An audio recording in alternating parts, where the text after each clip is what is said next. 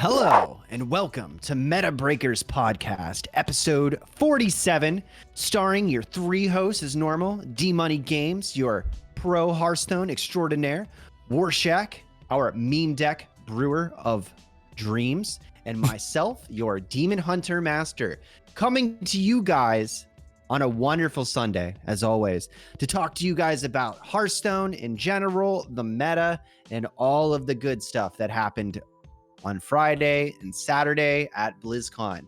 Did you guys have a good time watching BlizzCon, D-Money? Thank you for that intro, Draco. Very good. Did I have a good time? I did. I only watched one day. I watched a little bit of the second day, and I was like, nah.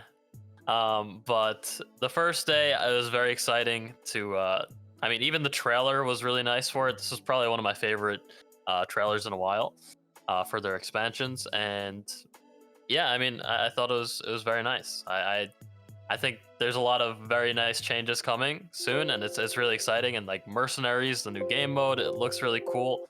I was loving it. Yeah. How about you, Warshack? It was very good. Sorry about the beeping. I was just making the music a little lower. But yeah, the BlizzCon was super exciting. They released a lot of stuff we were hoping for. You know, we finally got a taste of the new Hearthstone expansion, which a lot of us had guessed. It was the Barons, which we were correct, which is really cool. There's a lot of awesome, unique stuff there. So this expansion should be quite flavorful. We had, of course, TBC, which is something I've been looking forward to for quite a few months now. And it's going to be really, really fun to dive back into, classic TBC. We have Diablo 4 and Diablo freaking 2 remastered, which is going to be a ton of fun. So, yeah, they covered everything that I think needed to be covered to show us, yet again, a light that we can walk towards slowly and hopefully not be disappointed for. So Everything gets a classic mode, right? Yeah. Well, it's because I thought that was pretty funny. Yeah, because of World of Warcraft Classic success, everything's getting some sort of classic remastered. And it's just crazy to think about that you can just re-release a game that came out 10 plus years ago, and people will not only pay for it, but will be super excited to play what literally already exists. So it's just crazy to think about to me. Yeah, that's true. I think it's super weird when you think about it, because you're like reselling people nostalgia, but at the same time, I don't know. I like it. I like that they're remaking all the things that were super exciting into like HD stuff. It's great. And I look forward to those things as well. Like especially Diablo 2 and Diablo 4. I feel like that's going to be so much fun to play with friends. Yeah, I never thought they would do classic Hearthstone. Honestly, I thought it was just a meme when everybody was talking about it. But I'm happy that it's in. I'm happy that it's coming to the game and it's not taking up like the slot of a new game mode. Yeah, like they said they're gonna put a new game mode in, and I was like, I'm hoping that it's not just classic and it's actually Mercenaries, and we're just getting classic into the game, which is just more and more stuff added to the game, which is good. I feel like I think I read something yesterday on Twitter that Hearthstone is trying to become like I can't remember what I read. It's trying to become like a card game that like has all these like a spiderweb effect. Like it's a card game, but it connects all these different genre of games together, so you have like a huge platform kind of thing. Pretty much something like that. Yeah. Yeah, and so like whether you like auto battlers, Slay the Spire style, standard Hearthstone, whatever, like you can just log into one client and you have the ability to do it all. Yeah, through the Warcraft universe, which is freaking huge. Warcraft, it just has so much in it. And, I've been saying this for years, is I think Hearthstone has so much potential. Like, what they can do with the Warcraft universe is, it's just massive. You have World of Warcraft, you have the card game, Hearthstone, which backs off of that. So as long as WoW's popular, Hearthstone's going to be popular. And as long as, like, you saw what they did with BGs off of the rise of auto battlers. They took advantage of that within the first, I want to say, couple months, right? That they saw auto battlers, people like them, it's popular. not even a real game had the popularity of the auto chess, which was a just mod in Dota. And then they took that, put it into a card version, put an auto battler, and now it's Hearthstone's, it's what 70% of the audience wants to watch and likes is BGs. So that sort of implementation, I hope they continue, innovating and, adding stuff like that, whether it be Slay the Spire or a game mode that I've been thinking about for a while now that I think I talked to you a little bit about it yesterday, D-Money, during our meeting. But yeah, just all new types of game modes and taking from different genres that already exist and adding them into Hearthstone. I see bright futures. I hope for bright futures. I love this game too much. I was watching this video that talks about like the road to success of like coming up with brilliant creative ideas was this concept called the yoink and twist. And Hearthstone is doing a lot of that, where it's like the concept is like you steal someone else's idea, then you spin it off as your own way. Like Battlegrounds was a yoink and twist. Mercenaries is a yoink and twist, It's true. Yeah, I mean, I could say the same thing with like streaming. Like I'd like to take ideas from other streamers and like put my own twist on them. Yeah. Yeah. So yeah, yoink and twist is a intelligent way to go about creative ideas. I like it. Yoink and all twist. Right. Sounds like a bop it move. That's true. Yoink it, twist it, bop it, steal it, monetize it. So the meta. So the meta. Paladin. We had a nerf this week, so this is going to affect the situation here. We had one card get nerfed. Allura went from a 4 to 5. So it looks kind of like Paladin was affected. A bit. So we had the 4 to 5 here.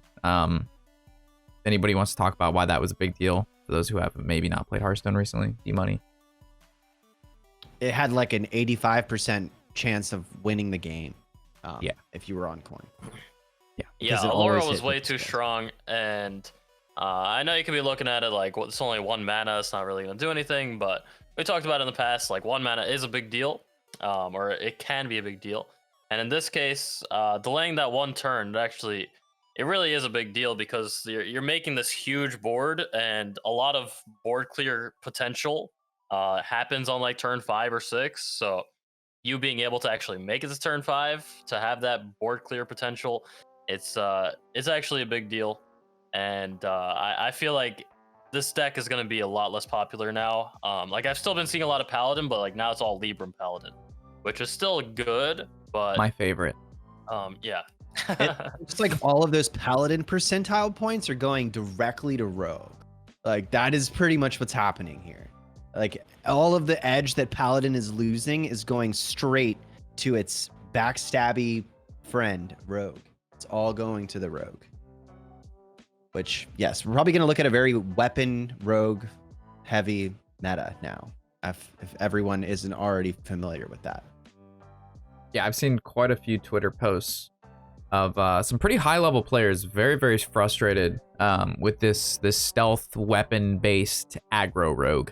A lot of hate on it. And I mean, I've played against it. It's really not the greatest thing to play against because they just kind of like, they ignore everything you do. It's just like a race to face and you just have to live long enough. And if you happen to live long enough, then you win. I would prefer to play against World Kick, I guess, maybe. I mean, they do a lot of randomly generated stuff, but at the same time, that's still kind of frustrating to play against. So I don't really know where Rogue should stand right now. You have World Kick, where it's just like a bunch of randomly generated combo stuff with huge burst turns with questing and lackeys, or you play against the Weapon Rogue, which is you can't target their stealth minions because they're stealth, and the weapon, you can't target that because it's a weapon. So it's draw, ooze, or lose. So I don't really know what's better. I know I talk about this a lot on the podcast, but the thing that really tilts me about Weapon Rogue is the secret passage into the arrow that I see pointing at my face before the Eviscerate shows up. That makes me so mad. Where it's like, okay, they're getting new cards, so they get lethal, and you just see the little arrow, and then you see the Eviscerate. It's always like, oh my god, man! Like, of course. I believe it was John Bray that made that post about. I believe so. Yes. how unfun it is, and then like a lot of other streamers, including myself, piggybacked on that, saying that yes, it is horrible. It is unfun to play against, very unfun. And I think, I mean, I say it a lot that I think the main problem is still secret passage. Honestly, when my opponent doesn't draw secret passage, the game actually feels like fair. I don't know. The card is just way too strong. Like Nitro Boost is very strong too. Like, don't get me wrong, but Cutting if you class, don't have, I mean, cutting that's a class is problem still too. strong too, but still, without that secret passage, it just allows for. It really changes the entire game. Like it just makes the deck so much weaker. It's kind of like Evolve Shaman not drawing the weapon. You know, it's actually like crazy how much of a difference it makes. Yeah, they just don't run out of steam. That's like they have like a perfect amount of draw in Weapon Rogue right now, where it's like you secret passage, you find a cutting class, which finds another secret passage. So then the next turn you can draw your other cards, play what you want, then use the next secret passage, draw the other cutting class, and you don't really ever run out of resources. So I think you're onto something, Demon. Yeah, it just makes it too consistent, I guess, or something like that. Yeah. Yeah. Plus, you get to keep everything from the passage, which you had mentioned last night when I had talked about that. I'm like, well, how do you keep secret passage flavor? Because there is a lot of flavor in the card with Rogue, but how do you also like not make it feel so bad to play against? And I was thinking maybe like the cards that you don't use get like discarded instead of getting put back into the deck, but that still doesn't solve the issue of everything that gets created from the hand of secret passage you get to keep. It also doesn't help with the tempo that it provides you with being able to play almost all of those 4 cards, given the fact that the deck is just such a low curve that even if you only have 4 or 5 mana available, you're still able to throw up. So yeah, Secret Passage is just it's a hell of a rogue card. Hell of a rogue card. Imagine if all they did to fix it was the cards that you generated in your hand when you had your second hand didn't stay in your old one. Like if you, no matter what you draw, like you don't want to play a cutting class if you draw a secret passage cutting class, because then you won't get to keep the cards that you draw unless you plan on using them for that exact turn. Yeah. Or like everything in your hand goes back into your deck and then you have what you started with. Like, I mean, that's what it should be. Yeah. Yeah. It's crazy that you can play like a DracoCatt and then you keep the Reborn minion and the rest of the shit goes back to your deck. Cause there's nothing on the card that says it's supposed to act that way. It says, you know, draw 5 cards from your deck, put your other hand on the side at the end, switch it back to your older hand. You know, it doesn't say like, oh, every card you draw, generate, and create in your secondary hand is going to stay in your hand and then merge with what you originally had. Yeah, I don't know. That's when I realized that card acted like that. When Skullomance came out, I was really surprised, actually. I didn't think they were going to make it so you could just exploit it so well, but evidently they did. So that's pretty nuts. Yeah, pretty nuts. Do we want to rotate into the top 1K? It's hard to focus in on like a meta like this when we know there's just so many changes in the works that hopefully within the next month or two we'll see big movements. So all right, so we got the top 1K decks here. ETC Control Warrior. Oh, go ahead, Draco. About this data, one thing that I thought was kind of weird is usually HS Replay has the ability to sort by previous balance patch. Today they didn't. So this is mixing statistics from Ramp Paladin still being at its prime as well. So, I mean, it doesn't even show it here at all. So, oh, there it is here at the bottom. It is bottom there. is here too. Yeah. Let me zoom out a little bit. But it's still, I couldn't sort it just by when it came out. So like when I originally looked at the top decks overall, not in top 1K, Ramp Paladin was at the top still. So. Yeah, so I mean, there's still a lot of different classes being represented, and I get people that come into my chat all the time and they're like, this is a healthy meta. It's a great meta, everything's playable, all that. And like, yeah, there's a lot you can play. It's just, do you want to play against it? Is it fun to play as? Like, these are pretty good questions here. Because it's I don't know, to me, like, yeah, it's great. You can play a lot of things, but it's just not enjoyable. Yeah, that's a problem. One But thing. It's great to see all these decks playable. Yeah.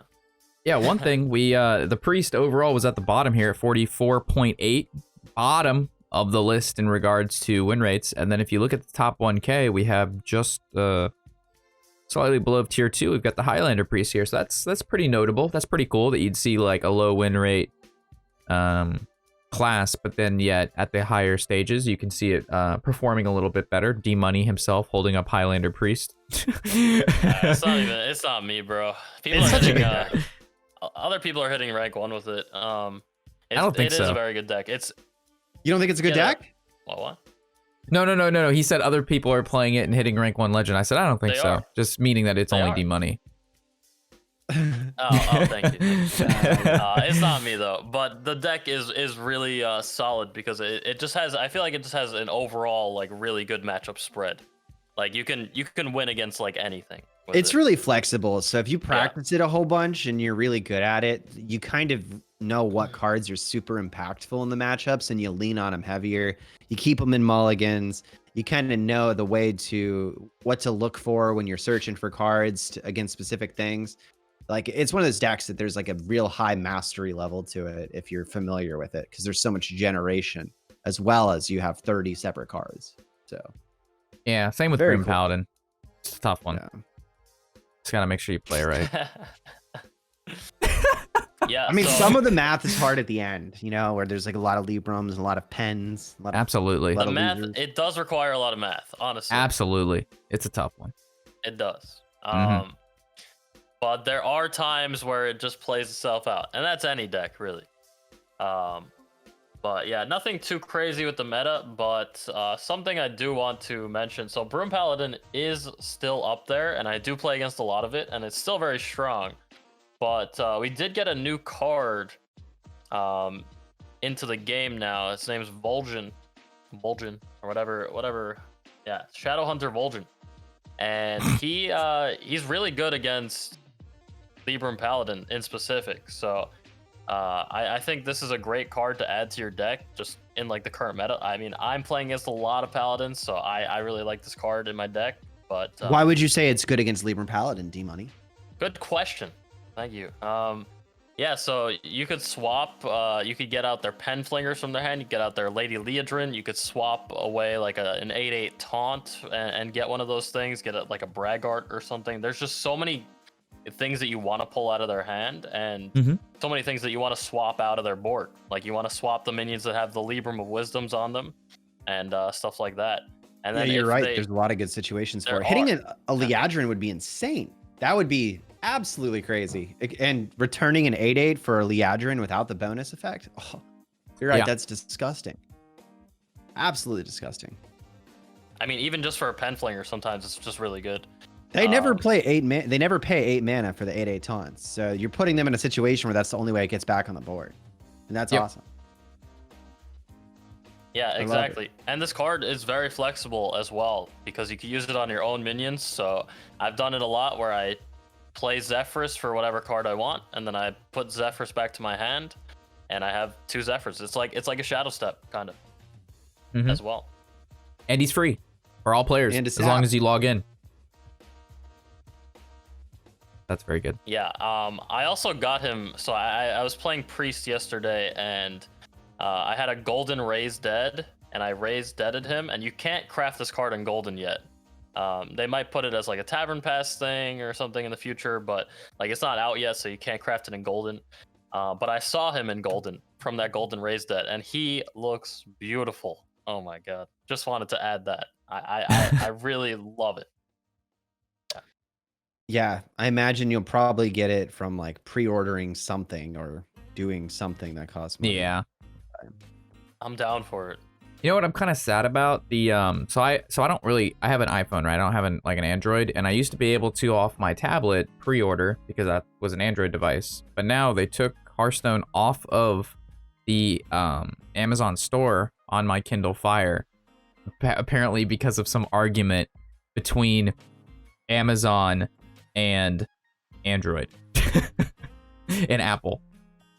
There's like some argument going on, so now I can't spend Amazon coins on my Kindle Fire. Random point with the pre-order. Anyway, very sad. Interesting. Yeah, I thought it was just my thing, and I'm like, what the hell's going on here? And then I looked up online, and apparently a ton of other people who also have Kindle Fires are like, dude, Hearthstone's not there anymore. It won't update, and I can't do my Amazon coins, which saves you like 20%. I do that every single expansion because it's, fuck it. If I can save $20, hell yeah. So, yeah, kind of big sad there. But yeah, this card's free. Everybody should have them if you log in. Fits very well like D-Money inside and control decks. Very good against playing against OTK decks, any sort of combo decks, and even Liver and Paladin. So yeah, I'll be trying this guy out today for sure. I've seen a couple people play this in Tonk Hunter, which is, I can assume, very fun and cool. I'm also going to try him with some big decks and see if we can get out some chunky boys with this guy. So should be fun. I kind of want to play him in Big Demon Hunter. I feel like it might be cool, but it's probably not going to make the deck good. I mean, but I just want to get a pick commander on the board with him. That's the dream. Hell yeah. The second I saw this card, I thought of you, Rob, because I thought of like the combos that people could do with like Malagos and stuff like that, and like I was like, I gotta see Warshack play with this card. I haven't played yet, so today we'll try to brew up some Malagos decks while Malagos is still the +5 spell power. I'm sure there's some cool Malagos shamans that we can do. Of course, Malagos Rogue will give a shot too. So yeah, there's gonna be, this guy's got some flavor in him. He's got some life, and we'll see what we can do. Granted, the decks will probably be terrible, but the combo will be cool. We want to move on to our next card. We have the new Deathwing. New Deathwing? What's that? New Deathwing? What? Why? What is this? So he's actually playable. So all of the dragons are getting basically reworked. Guys, for those of you who haven't read up on the BlizzCon news or any of the posts on it yet, so all of the dragons like Ysera, Deathwing, Malagos, we didn't see a new Alexstrasza yet, but they're getting reworked, be updated and more competitive, because as we know, Hearthstone is not the same game it was 5.5 years ago. These cards really haven't seen a lot of main deck play in a while, and even as tech choices or randomly generated choices, Deathwing is almost never the pick unless you're memeing on some kids. So now at least Deathwing has the ability to see possibly some play, because his effect has been changed to destroy all other minions. So same sort of clear board effect, but you discard a card for each card destroyed, meaning if he's only killing one card, you're not discarding your 7-card hand, you're merely only discarding one card, making him playable. What are you talking about 5.5 years ago? This game's been out for almost 7 years, man. Okay. Yeah. And he it is hasn't much more playable now. This is so much better than the old one. It's like it is definitely like an upgraded version of the old one, which is fantastic, because it still has the same feeling. I hope the animation that it does, if it's not the same one, I hope it's also as cool, where because the original Deathwing had such an animation. Yes. I know that's like a weird thing to care about, but no, his animation was awesome. Animation. I don't think they updated it. This card, the second they showed this card, bro, I fell in love. It's a control card. Like you can put it in practically most control decks. Anything that gets to 10 mana where you'd want another board clear. Like it's a really good priest card. Dude, all of these dragons, this is what I was thinking about. Draconic Studies. Every single one of these is going to be true in priest all the time. Does Draconic Studies rotate? No, it's a Solomon's card, so nay. It will be in the meta for a while now, another whole year. So priest is going to get super access to all these Dargans. Well, one thing I like to do with Deathwing, the other Deathwing, was to play it in Highlander decks, but now Highlander decks might not exist. But I did like to play it in like decks where I would play a lot of my cards and then I'll draw Deathwing, and like it wouldn't really penalize me too much. But yeah, this is a lot more versatile, and it brings a whole new life to Deathwing, which is a fan favorite card that really doesn't ever get to see play unless it's randomly generated. So I'm really excited about the artwork. Looks amazing on it. Like I really want to craft this golden. I'm not gonna be able to craft everything golden, but like all these cards, man, they look so good. I'm a Blizzard fucking whale, bro. I can't help it. And plus, you want to keep showing some of the other cards? Yeah. We'll keep going. There's more. So we have the new Malagos. Again, all of the stats and mana cost will be the same, and he is Battlecry. Draw spells until your hand is full. So definitely the +5 spell power. That was not going to last forever. I can only assume how much design space that limited up It's until super now. tutor now. Yeah, Super tutor. So That's my nickname in high school, Super Tutor. All right, go ahead. Yeah, I mean, I don't know how this is going to be viable, but it's like I mean, Warshack, or you gonna? Yeah. crazy. it'll be. I think it'll actually see maybe some play in some fringe decks. So if there's like a set amount of like spells you need for a particular combo to like OTK your opponent, and then you could possibly either run like a Malagos, or you could play Joy Buzz, and then Joy Buzz can get you the 1-mana Malagos, and then you use this to draw the spells to fill up your hand, then kill your opponent all in one turn. That could be a possible like sort of combo. But yeah, he's not going to be used. I think his time now is better than what he will be, but he'll definitely probably still see some play in some fringe decks to help you like draw into your combo, which is, you know, D-Money's favorite kind of decks, OTK decks. When they showed this on screen, some guy in chat, in the Blizzard chat, was like, this is going to be so broken in Spell Mage. I was like, oh my God. Do you not understand what you're saying, dude? It's not going to be broken. You can run it in like a Burn Mage. That actually kind of makes sense. That's going to be way better than Spell Mage, Yes, where if you don't draw it in the early part of the game, then it turns off like half of your cards. That guy was probably drunk or something. I don't know. But yeah, this card, I don't even think it's really that great, but it does like look very cool still. I love the new artwork of all the dragons. I think it's actually like not bad, but I'm very happy to see Malagos changed finally after all these freaking years of me trying to get it Hall of Famed. It's finally changed. Somebody asked in chat a good question. It was our boy Bat. He said, if I have the old ones golden, will I be given those golden as well? What? You said no? Well, you're not given them because you have the old ones golden. You Like, get the core set for free. But like, will they turn into like, will he have that one golden? No, because they're no. rotating the originals to wild. So you're going to have the wild version in gold still. Yes. And you'll have it in classic format. Yeah. But you won't get the new ones in golden. You'd have to create them.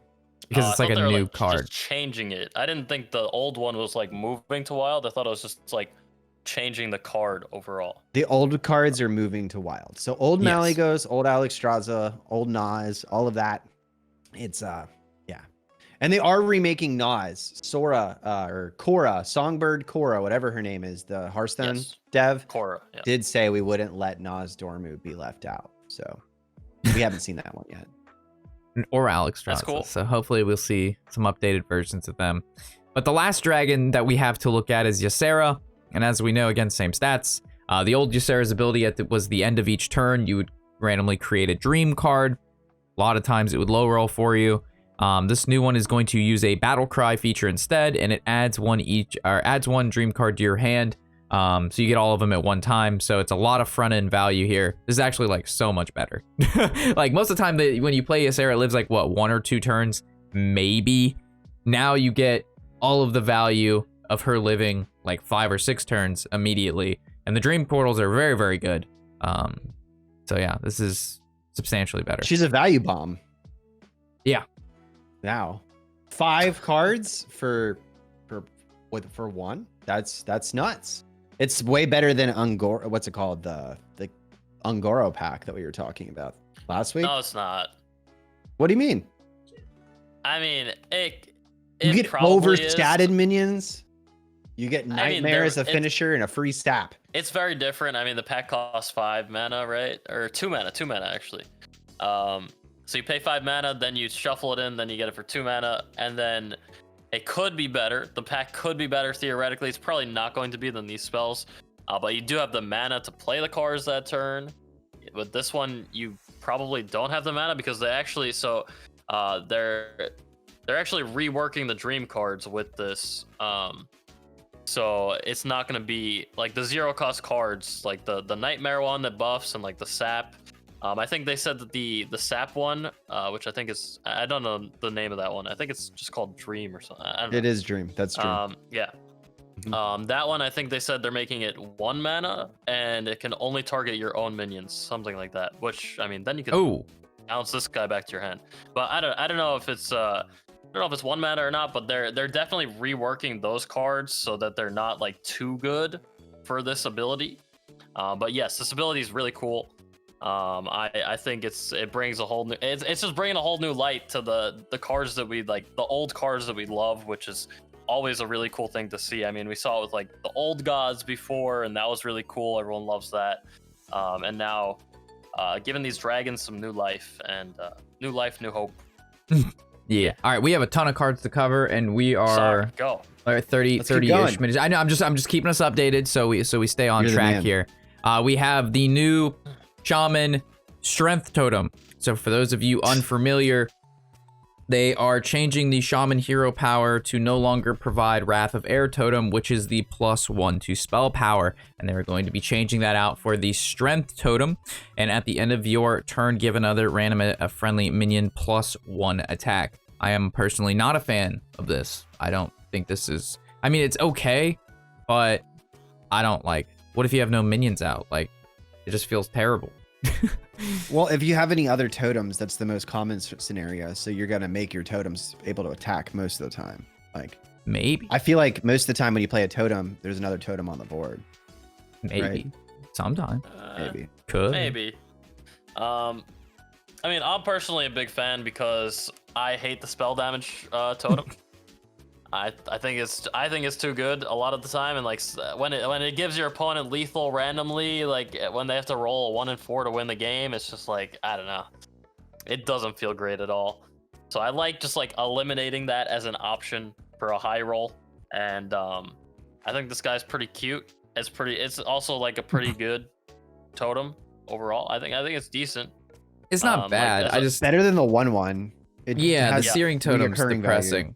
Yeah. Also, the Shaman is the only hero power that when you click it, you don't know what's going to happen. Meanwhile, every other hero power in the game, you know exactly what it's going to do. So, for a long time, I was thinking maybe they would change the Shaman hero power to the totems would be on a rotation. So it starts with Searing, then it goes to Healing, and then it does Taunt. Like, you know which totem you're getting next, so you can maybe plan out a little bit better. But I just, the Shaman hero power is just so weird in comparison to all the rest, because it's a high roll, and that doesn't feel very good for anybody. Yeah.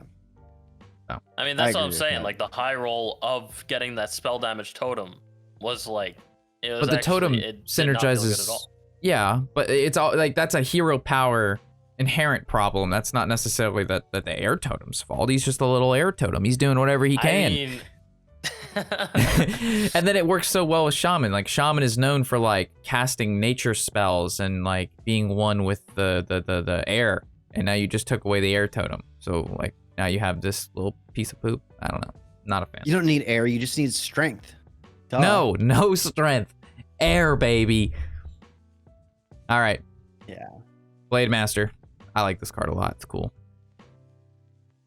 You want me to cover it, or does someone else want to talk about it? I'll do it. Okay. Blade Master Samuro. Rush. Frenzy. Deal damage equal to this minion's attack to all enemy minions. Frenzy is the new keyword. Frenzy is similar to Enrage. However, it's only able to be done once, I believe. Yes. Yes. Yeah. So the second you trade this into a minion and it lives, it triggers the Frenzy attack. Meaning that with Blade Master Samuro, there is synergy with hand buff. Because if you make this into a 3/9, for example, you rush into a minion and then do a 3 damage AoE clear to your opponent's board. I think this card is probably going to have some comfy spots. Most likely, I imagine seeing this card made me realize that Inner Rage is probably going to be leaving with the Frenzy keyword. Because if Inner Rage stays in the game, then Warrior has access to Warrior has access to every single Frenzy minion immediately for free to trigger the effect. And I can't imagine them having that as an oversight when they're redesigning the core set. So I hope I hope they think about Inner Rage in the proximity of all this stuff. Inner Rage should have been gone for a while, just my opinion. But, 0 mana cards. Get them out of here. Yeah. It's such a combo enabler. But anyway, I mean, you don't even need Inner Rage when you have Nitro Boost Poison. In Rogue and Warrior, which it seems like a perfect fit for this card and makes it super good. And this actually just corrupts it too. So thank God Skipper's leaving. Thank God. Are you sure it's not in the core set? Yeah, sure? No, it's not. It's a Galakrond's Awakening. Oh, okay, fine. That's fantastic. So it's rotating. That is fantastic. Get that card out of here. So Skipper's gone. So you don't have to worry about Skipper into Blade Master Samoro doing a giant clear, giving your opponent a rush minion. And yeah, that would be awful. So yay. It also I mean, then you wouldn't be able to buff it. Yeah, go ahead. Paladins and priests can also take advantage of this through buffing. So I mean, it just has so much potential because it's a neutral. So it can literally be weaved in any deck, and it gives them the ability for a possible field clear. So this and Blessing of Kings. Apotheosis on this guy. Blessing of Authority, a 9 mana, 9 damage to all enemy minions. Yeah. Yeah. Apoth is gonna make its frenzy do lifesteal. Yes. So because this is neutral, that's gonna be ridiculous. This card is heal probably. Yeah, this card being neutral, it has so much, and you're almost guaranteed to get that frenzy pop because it has rush. You're able to trade, and it has such a high life points that when it trades, it's most likely going to live. Alive. Yes. Yeah. So this card in my mind was, as soon as I saw it, I'm like, dude, this card's like so fucking good. Like it's so good. There's gonna be so many uses for this card. The 4 mana pool is often not too contested for most decks either. You know, usually you have to really consider what you're gonna do with turn 4, and that's like, and a lot of the 4 mana cards are a little bit hesitant with power level at being worse than 5 drops. So this card is really good in comparison to a lot of the other 4 mana cards that it would have to compete with. So I definitely think it'll get play. Yeah, I mean, even if you don't buff it, it's actually just still good, right? Like a decent amount of the time. Yeah, I mean, it's just a good card. Yeah. Mandrick, of course, with the fact that we're going to be in the Barrens, everybody, if you've played World of Warcraft, remembers this quest. We had to find this homie's wife, and it wasn't it didn't look like it was that great, and bad things happen. You're saying that it's not it's a good card. No, the card's good. It's just his wife laying there, possibly dead. Is not great, but the card itself seems very good, which is good. It's a 3 mana 3/4 battle cry. You help find his wife, which randomly gets put in your deck. And then when you draw so it shuffles that card into your deck, right? And then if you draw it, it does the effect. Okay. Yes. So when you draw this card, upon drawn, you summon a 3/10, and it attacks your opponent in the face, which is pretty good. That's a pretty beefy creature. This in Rogue, nuts, man. Because this didn't start there. There's a bunch of Rogue cards that say, you know, if you have a card in your deck that didn't belong there, discount this. If you have a card in your deck that didn't start there, draw this. So we've got some Rogue synergy with this card here. The fact that it's neutral can be played in a variety of decks, even like, for example, Control Warrior, which like value. Getting basically a free 3/10 is always nice. So yeah, it doesn't seem like the worst card, and it also is quite flavorful to the quest in World of Warcraft, which is lovely for players like myself. This card's going to be really annoying on the opposing perspective. Like, imagine playing against like a hunter or something, and they play this on turn 3, and then on turn 4 it comes out and hits you in the face. Like, that could happen, you know? Yeah, 3/10. I mean, a 3/10, that's huge.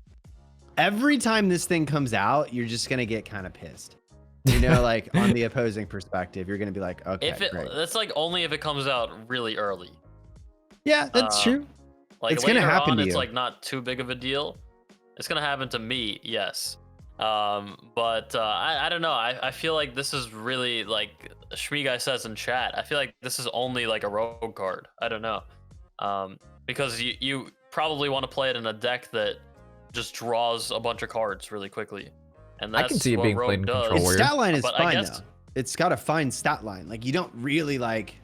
It doesn't suck to play and not get the effect immediately. He's a 3-mana 3/4. I mean, but in this day and age, it's like pretty bad compared to like the typical Hearthstone card. I feel, like just a 3-mana 3/4. Well, it depends on Like, the deck. It's not horrible. Like but- Control Warrior, I would play this in Highlander Warrior if that's a thing. You could play it in Control Warrior. That's a thing. Warlock, you can play it in You would Warlock. play this in a control deck? I don't even Yes. think I would. Well, we'll have to I don't find think a out. 310 is even that great. I don't know. A I'm trying to It's free really good 310? stat investment. Like it's a 3-mana 3/4, and if your deck's gonna last a long time, then eventually you're gonna get 6/14 for 3 mana, and that's I value. don't know if a 310 is good. That's the thing. Like, you have to like think about it like on what turn on average you're gonna get it at. Like, depending on what deck you're playing. Like, if you get this on turn 8, like, all right, it's a free 310. I don't know. Like, a lot of decks have like board clears, like that could clear the whole board. So putting this on there, Actually, a lot of that needs like hard removal. Like you don't need a board clear to get rid of a I 310. mean, but need you hard don't really removal.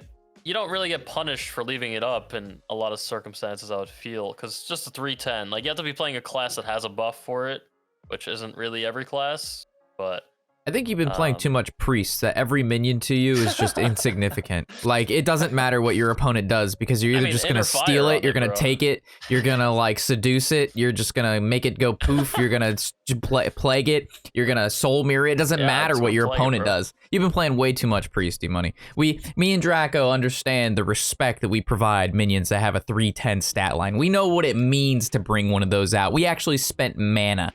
Meanwhile, you just take it.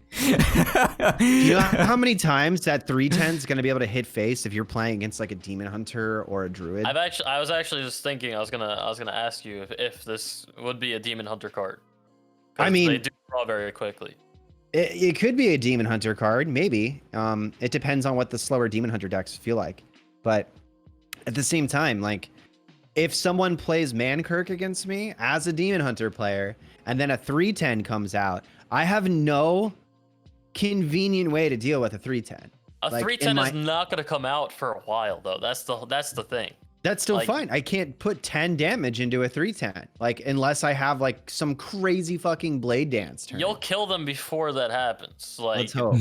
This might just be like in the deck for like 10 guys, turns. if you want to see me freak out and get really mad about 310s, tune in after March when this expansion comes out. When this comes out on turn 5 and I'm playing Demon Hunter and it makes me lose the entire fucking game. It's gonna happen a whole bunch. This single card will make me lose a lot of Demon Hunter games. I already know it's gonna happen. Yeah, exactly. Like I see Bat in chat. I know that, of course, I'm talking bad on, like, I'm talking shit about this card, and then the first time it's played against me, it's gonna come out the next turn, and then I'm gonna. It's good that we have different opinions on this stuff.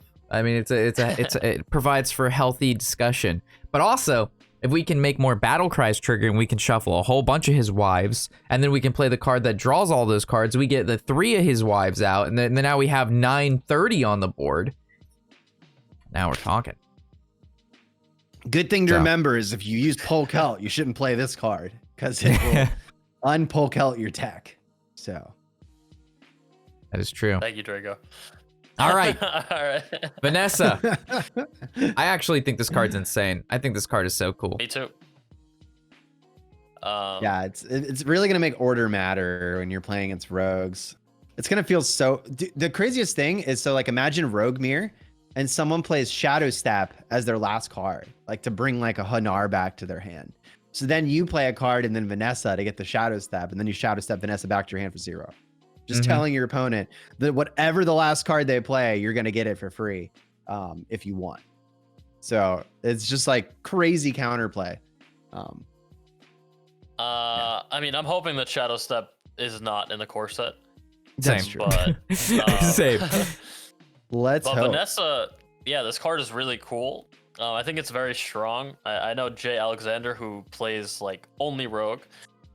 He was tweeting about how this card's really not even that great, or it's not going to be played in too many Rogue decks. But I think it's going to be played in every deck that's not a full face deck. Yeah, for sure. It's a value generator. Yeah, it also like just forces, just knowing that this card exists and is probably in your opponent's deck, like that's gonna make your opponent have to play around it and like maybe that makes it kind of awkward for them, and like they can't do the play that they really wanted to because they'll give you too much of a powerful card. So I mean, this card's good for so many different reasons, and like you never know what you're gonna get. You can get something insane. It's 10 It's out of pretty 10. good with rogue secrets. Like when you think about plagiarize being in the game and dirty tricks and like the arsenal of rogue secrets, adding what Vanessa does as something to play around makes it incredibly complicated from the opposing standpoint with like a single rogue secret up. Like you're like, okay, if like do I want to play a spell right now? Because if I play a minion and then he takes this minion with Vanessa, or like, do I want to play, you know what I mean? Like it makes another thing that you have to think about playing around in a secret heavy deck. So could be crazy. Yeah. It also adds the thievery point to rogue. I don't know why thievery has always been a priest thing, but I think it definitely fits the rogue more so than anybody. And, you know, being able to take cards from your opponent's either hand or deck or class is to me what a rogue flavor is. The artwork is just fantastic on this card as well. She's holding the Perdition's Blade, which is a fan favorite and also one of the best drops in Molten Core, which is one of the coolest classic raids available. So it has definitely style points there. Yeah, so you can play this in the early stages of the game if your opponent's tempoing out early minions to be able to get tempo in the early game. If you don't have it, you could save this card for later in the game if your opponent's playing big spells or big minions to be able to generate value that way. The fact that it can be used any time during the game and it'll find use, I think allows for a lot of versatility and flexibility with this card, which is good. So yeah, this is just overall a very flavorful, cool rogue card that, in my opinion, will see play. Yeah. All right. And I believe that's it's actually the also last card. replacing- Oh yeah, it's replacing Edwin. It's replacing Edwin Van Cleef, which is a big deal because you know why. Yeah. It's not going to just auto win games for people now immediately. So that's that was fantastic. actually not the last card. There's one more. Oh, let me see. Haha. DracoCatt. Brocan.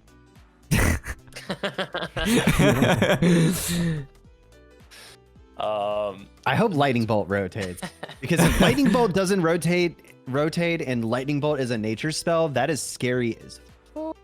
Like, what's a nature spell, Draco? What's that? oh yeah, guys, spells now have archetypes just like minions. And What? lightning spells have been nature spells, as we've seen with some of the cards that they've shown. So if Lightning Bolt is a nature spell and it's not rotated out by the core, that becomes a 1 mana deal 6. That can Yeah, rotate? please no. Would that be a nature spell? Probably, Lightning right? Bolt would be Yeah, a because nature Chain spell, yes. Lightning, Chain Lightning was a nature spell. So Yeah, Chain Lightning also like only hits 2 targets, and that kind of bothers me because Chain Lightning in WoW, like it hits, I think, a 3, lot. and each time it bounces, it does like less damage by a percentage. So I would have liked in Hearthstone that it can hit like 3 targets. Like the first one it hits 4, the second one it hits like 2, and the next one it hits like 1. You know what I mean? So that's like, it bounces, but it does less each time. But now it does the same damage to just 2 different minions. And like I feel like they could have definitely added a little bit more flavor in Chain Lightning, but that's just me. Yeah, it would have been cooler if with the ramping up, it like went up like 1 damage and chained to another minion. Yeah, something like that. Yeah, like right now it's like it starts out at 2 to 2 minions, and then it turns into 4. 3 to 2 minions, and then like 4 to 2 Really? minions. I thought it was 2, Yeah. 4, 6. It's 2, 3, 4. Oh, okay. I was wrong then. So yeah, I think it kind of like it would have been cooler if like like the first one was like deal 2 damage to 3 minions, like a blade dance, like that's like for 2 for 2, yeah. And then the next one was like deal 3 damage to 4. You know what I mean? Like Yeah. it became like a little cheap hellfire that doesn't do face damage to you or your opponent. But yeah, Well, everything's cool until it's OP. All right. right. But Brucan, yeah. So the Brocan. nature spell. So there's like these classifications of these types of spells now, which is very cool, and it's something that I think like Warshack has talked about in the past, that especially with Shaman, that like there should be like some kind of classification for like nature and like stuff like that. So it's cool to have spells have like their own identity, I guess, kind of. And like it does allow for, I feel like it allows Hearthstone to like go in a lot of different directions with the cards that they make now, because they can make some nature oriented cards. They can make holy cards like that interact only specifically with those kind of cards, and then you can make a whole like nature deck, or you can make this kind of deck. I don't know, I feel like it, and like you don't even have to make a full nature deck, or you can make it's just cool. I don't know, it's really good for the game, right? Calling it right now, guys. In the next expansion, there's going to be a Demon Hunter card that's a minion with Battle Cry. Your next spell costs anything less. That is going to be a card. That is totally a card that's in this set. But yes, I'm scared. Right. Yes. Yeah, so I think it's interesting to see like what is going to be what kind of element of spell. I don't know. Like Fell is warrior is going to be like Warlock, Demon Hunter, and that's it. Probably that's all, right? Yeah. Warlock and Demon Hunter definitely makes sense for Fell. Maybe a warrior. Maybe like, because you do have the Corrupted Garrosh, so maybe you'll have like one Fell warrior spell just to sprinkle in there for flavor. But yeah, probably just Warlock and Demon Hunter. But what's cool about the I don't know if you guys have played Skyrim before, but Skyrim does a really good job at subclassing and subsetting like different kind of abilities that like synergize and combo with other abilities. And basically what that can do for Hearthstone is you can have cards read like, if you've played 3 fire spells this turn, do this. Deal this amount of damage with this sort of nature damage. Unlock this. And that'll allow for subtypes and basically classes within a particular class, which will allow for more diversity, more deck building, more flavor. And it just feels as if your deck is more in tune. It's like a finer, well-ran machine than I'm just playing a Burn Shaman. No, I'm running a Nature Frost Burn Shaman. You know what I mean? It adds another sense of just elegance and precision and to a deck unity. That will, unity, precision, face damage. So perfection. It's I think this is a very, very good step for Hearthstone, and I think it will unlock and be really fun to play with and give us a lot more tools. They said only some classes will have access to multiple spell type pools, like Mage. Like they said, Mage will have access to multiple spell types, but some classes will not. Like, I imagine like Mage could have like, I don't know, like Nature and Fire, where like Warlock might only get like Fell or something like that, which is Mage will probably be how it is in WoW. So you'll have Arcane, Frost, and Fire will be their main 3. For Hunters, you'll have basically Arcane and Nature for probably Hunter. So Shadow will also be shared between Priest and Warlock, while Fell will be shared between Demon Hunter and Warlock. So they'll probably be, I think that'll all just be super fantastic. And yeah, good point, Draco. Yeah, I think this is really cool. And I mean, just taking a look at Brucon as well. I mean, the card seems really strong. I mean, 4 mana 5/4 is already like, it's already decent stats. And then +3 nature spell damage. I mean, that seems like it could get very, very good.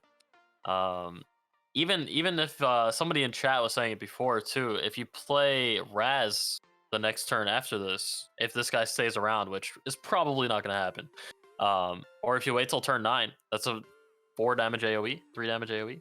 I wonder if Raz gets buffed by just nature spell damage though. I think he does. I would feel like any spell damage probably buffs him, but I don't know. We'll see. All right, we have our last hold on. Yes, we have basically one of our last segments here. We are hovering at about an hour right now, so we don't have really too much information on Mercenaries, do we, other than the fact that it's going to be a RPG, more so Slay the Spire-esque game mode. If anybody, Draco or D-Money, you want to elaborate on that? I've never played Slay the Spire. Have you guys played it? I have. I love it. Yeah? What's it like? Yeah. Can you explain to me what a rogue light is like from so this a card game perspective? So this is like a rogue like single player RPG kind of thing. And Slay the Spire, it's basically where you start with a deck. It's not random, no. You start with like a deck. It kind of has like deck building aspects. So you start with a deck, like a basic deck, and then you go along this journey of like picking paths and getting random encounters, and you're basically enhancing your deck as you go along. Yeah, Warshack is showing it right here on screen. He has videos on it if you want to check it out on Slay the Spire.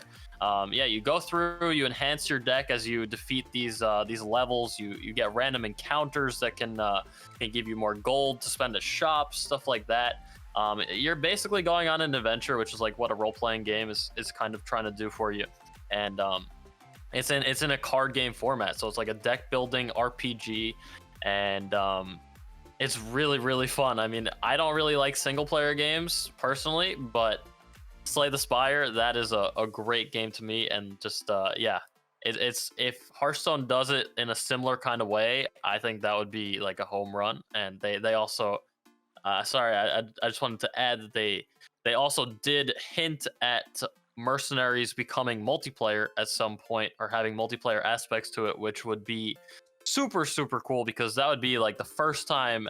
That would be just so unique. I don't think that anybody's ever done that before. So yeah, I'm really looking forward to it personally. Yeah, it sounds pretty cool. I'm into it. Yeah, I mean, any Warshack. turn-based RPG, I think it'll be good. It'll be interesting to see how they do like the animations and like how much you have to click and like what cards they're gonna put in, because somebody said something about there's not going to be cards, but I don't see why there wouldn't be, because it's Hearthstone-based game mode and every game mode has cards. So we will see what happens with it. Also, the rewards will matter, and how maybe they'll implement some sort of multiplayer system or PvP system, or just general rewards for players in other game modes. Because I know right now one of the biggest failures of duels is the fact that it's like, what incentive do you have to play, and what does it provide to you for your account? And there's not a whole lot of, it doesn't give a whole lot. And so we'll have to see what Mercenaries gives. But I for any new game mode, I just hope it's good. And if it's anything like Slay the Spire, I'm sure it'll be fun. I like the art for the trailer for it right here. Looks amazing. Yeah, and it like does look really cool. And go ahead. I was just gonna go on with the art, and then like they have like different levels of characters. So they have like Rag. Here, let me see if I can pull it the art up for some of them. Yeah, so they have like Rag, and then like you start off with like a little Rag, and then he'll get bigger as you like level him up. They had one for King Crush. He like starts off as an egg, and then he gets bigger as you move along to like some giant beast. So it's pretty cool. Sorry, DMoney, what were you gonna say? Yeah, exactly. Like that was kind of what I was gonna say. Is like the different playable heroes is just really cool too. Draco looking good. Yeah, like you said, Warshack. If I feel like it comes down to rewards. Like, yeah, the mode could be fun and all. Like, I think duels is fun when I play it, but there needs to be that incentive there. And I don't know how the rewards could possibly work for this. I don't know if there's like an entry fee that you have to pay or something to play. But like, if they do the rewards correctly on this, if they find the sweet spot for it, I think this could be the next big game mode. And I would definitely play a lot of it, which I don't know. Like I played BGs a decent amount when it came out, then it died off for me. I played duels a little bit, died off pretty quickly. I'm really hoping that I have like another game mode that's like really fun to stream as well, and just really fun to play. Just like I'm really hoping for like the replayability factor with this. Yeah, Definitely. but exciting. I don't know if I should share my new game mode idea. Should I like call it now, so if it ever comes out, we have reference to when I talked about it or not? Because we are short on time, because we're at about an hour now. So do we want to hop into Q&A? Or like pick one or two questions? All right. So if you guys have any questions, we have answers. Yeah. So feel free to ask them in chat, and we will select the finest of the questions, and we will answer them right here, right now, live. Let's go. Next week, I will talk about my game mode ideas. So at least it's on the record. Ooh. I like that. I like that. You got to give the people a reason to come back next week. There you go. Well done. Mhm. Well done, Shaq. Got to tease it. I'm telling you, it's a good one. It's a juicy one. I've told it to D-Money yesterday, I think. You did. Pat's got a good question. What's your number one card that you hope stays and leaves the core set? I'll just do mine really fast. Yeah, sure. I hope that Altruist stays in the core set to give like the long-term incentive to outcast cards and do the big clear with it and stuff. I like that staying in Demon Hunter. And the card that I really, really, really want to get removed is Shadow Step. So I'm sorry if that's D-Money's. I mean, I couldn't even think of one, but Shadow Step is yeah, that's the one. Yeah, that's a good choice. I mean, can I say a class that should be removed? Demon Hunter. But no, okay. You said, I'm sorry, Draco. I'm sorry. But a card that I mean, I wrote down quite a few cards that I would like to see back. I'm gonna give you two. All right, I'm gonna give you double the price of your all right, whatever. I'm gonna give you Lord Godfrey. That would be sick. Love that card. Joffers? Yes, Joffrey. Lord Joffrey. Joffrey. Yeah, good old Joffers. And Prince Taldaram. The 4-mana 4/4. The If you have no 4-drops, he has lifesteal and taunt. I don't remember which one this is. Or was he the 3-mana 3/3 mini faceless manipulator? I think it's the 3/3. But I wrote down both of them. I think they would both be cool to bring back. Okay, Taldaram was the mini faceless then. Okay. Yep. Cool. For me, Warshack. elimination of all 0-mana cards. Fuck 0-mana cards. Get them out of here. Every 0-mana card, I don't care who you are, I don't care where you are, I don't care what set you're from. Get that shit out of my game. 0-mana cards bad. Cards that I would like to see come back. As a warrior lover, Justicar True Heart, tank up, spank up, baby. I loved my Justicar True Heart. Anything else? Dirty Rat, I think is a very, very good tool for anti-combo decks. And probably another core card that I would like to still probably be around is Brawl. I like Brawl a lot. It's like such flavorful warrior cards, but we'll probably be, we're not probably gonna keep Brawl. Brawl is probably gone. If they get rid of Brawl, though, they can give Warrior like another really awesome like removal, like mass removal spell, which could be cool. Yeah.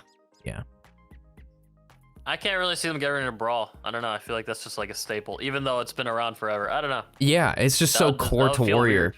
Yeah. Warrior without Ding, Brawl. ding, ding. Yeah. I mean, that's just like The sound of the bell is very Hearthstone. Yeah. All right, we got some more questions here. Some questions about the core set.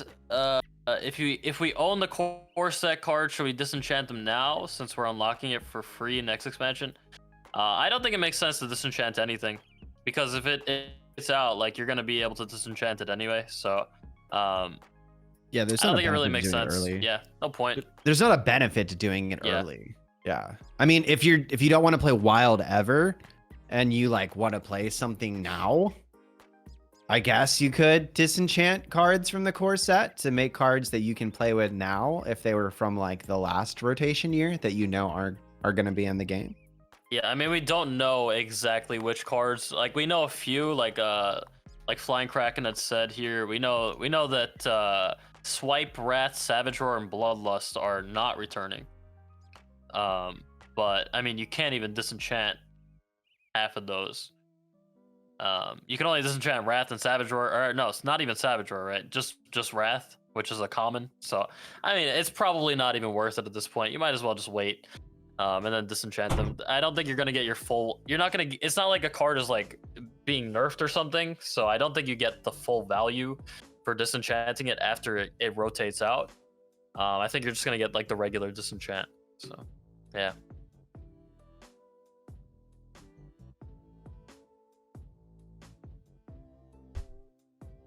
Okay. We're at about an hour and 10 now. It's a little bit over time, just because of the fact that we want to keep this within YouTube, decent length. I think now is a great point to wrap it up, gentlemen. Why are you trying to get rid of me? Hey, thanks for having me on. You guys have a wonderful day. I look forward to talking to you guys next week. Yeah, thanks for having me. Have a good stream. I'm excited to see what you come up with that new card, Vol'jin. Yes. Yeah. We'll have to start brewing. Thanks for hanging out, guys. Thanks for always being here for the podcast. Before I leave, this week is actually very exciting as well. Like, we just heard a lot of news the past few days, but they did say that this week they're going to be revealing a lot of the cards that are in the core set. So maybe all of them even. And maybe we'll have some dates for things, which it's speculated to be around March 22nd, but because that's when the pre-order ends. So I don't know. I think next week we'll have a lot to talk about as well, and I'm looking forward to that too. Yeah, just wanted to say that. Yeah, thanks. I think they said they were gonna have everything dumped before the 25th. I heard that for some reason that's in my mind. Got said somewhere, but yeah. Thanks again, guys. Have a good rest of your Sunday. I will see you guys later on your streams when I host one of or both of you. We'll see what happens, which one is on, which one gets rated. But thank you guys for hanging out. You better host me, bro. Nah, give it to Draco. Yeah. Have a good one. Peace out. All right, later, guys. See ya. Later, Gator. No, don't you dare say my shit. I knew you were gonna say that shit. Get it out of here. No, you think you're funny.